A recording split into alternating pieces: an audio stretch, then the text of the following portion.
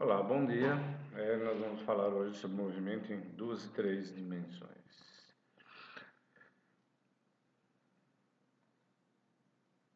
Muito bem. Vamos considerar que um objeto esteja localizado aqui no ponto P. Como nós vimos no mesmo caso em uma dimensão, quando nós temos uma reta, uma origem e um objeto situado numa posição, a medida da posição dele é feita a partir da origem até a posição que o objeto está. Então, da mesma forma, nós vamos fazer aqui. Nós vamos colocar aqui na origem, medida a partir da origem até a posição do objeto, a gente traça uma reta orientada, ok? E aqui é o vetor R. Esse vetor R nós podemos projetar no eixo Y, portanto, vai me dar uma quantidade Y. Posso projetar também no eixo X, ou projetar aqui no plano XZ, ok? A gente projeta, vai dar esse vetor aqui, e aí nós projetamos ele, cada um dos eixos. Então, aqui eu vou ter uma quantidade X e aqui uma quantidade Z. Muito bem. No eixo X nós temos um vetor unitário I. Portanto, se eu pegar essa quantidade X, multiplicar pelo vetor I, vai me dar esse vetor XI. Da mesma forma, aqui no eixo Y nós temos um vetor unitário J. Portanto, ao pegar essa quantidade, multiplicar por esse vetor unitário, vai dar esse vetor YJ. E também, se eu pegar aqui, no eixo Z, nós temos um vetor unitário K. Portanto, eu pegando essa quantidade e multiplicando pelo vetor K, nós temos esse vetor KZ. Lembrando de soma de vetores, que se eu pegar dois vetores, somar, o vetor resultante é esse aqui, pegar um vetor A, um vetor B, a soma deles é esse. Então, vou fazer a mesma ideia. Eu tenho aqui o vetor o vetor ZK. Eu vou pegar esse vetor aqui, trazer ele para cá. Então, esse vetor aqui é o vetor XI. E vou pegar esse vetor e trazer ele para cá. Ok? Esse é o vetor YJ. Portanto, esse vetor, mais esse vetor, mais esse vetor, mais esse vetor, vai dar esse vetor. Ou seja, é o que nós temos aqui. Cada um desses elementos aqui são chamados de componentes do vetor R. Componentes do vetor.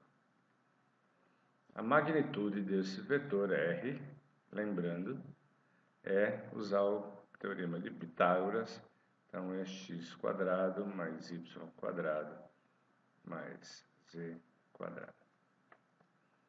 Muito bem. Considere agora que no instante t, a partícula esteja no ponto A e ela se desloca para o ponto B no intervalo de tempo ΔT. Okay? Então, nós temos um vetor R1 e um vetor R2. Okay? Se você olhar, aqui nós temos um vetor que sai de A, vai até B. Então, R1 mais o vetor AB é igual a R2. Se eu passar R1 para o outro lado, nós vamos ter AB igual a R2 menos R1. Portanto, esse vetor AB nada mais é que o deslocamento da partícula do ponto A até o ponto B, feito no intervalo de tempo ΔT. Se nós colocarmos aqui o vetor R2 e o vetor R1, então esse, como aqui são os vetores unitários IJK e IJK, então pego os componentes de I, subtraio, de Y e de Z a gente subtrai. Ou seja, o vetor ΔR é o quê? Isso daqui, essa quantidade é ΔX I mais ΔYJ mais, e aqui, né, ΔZK. Muito bem. Se eu quero achar a velocidade média, simplesmente pego o deslocamento e divido pelo intervalo de tempo. Ok? No momento que a gente faz ΔT tendendo a zero, a velocidade média se aproxima da velocidade instantânea e vira derivada. Então, temos aqui a velocidade é a derivada da posição em relação ao tempo. Ou seja, trocando o vetor R pela sua forma com os componentes, a derivada é aplicada a cada um dos termos. Então, nós temos a derivada de x, derivada de y, derivada de z. Isso daqui é a velocidade em x, velocidade y e velocidade z. Portanto, o vetor velocidade tem os seus componentes Vx, Vy, Vz. Observe que a direção da velocidade é sempre tangente à trajetória.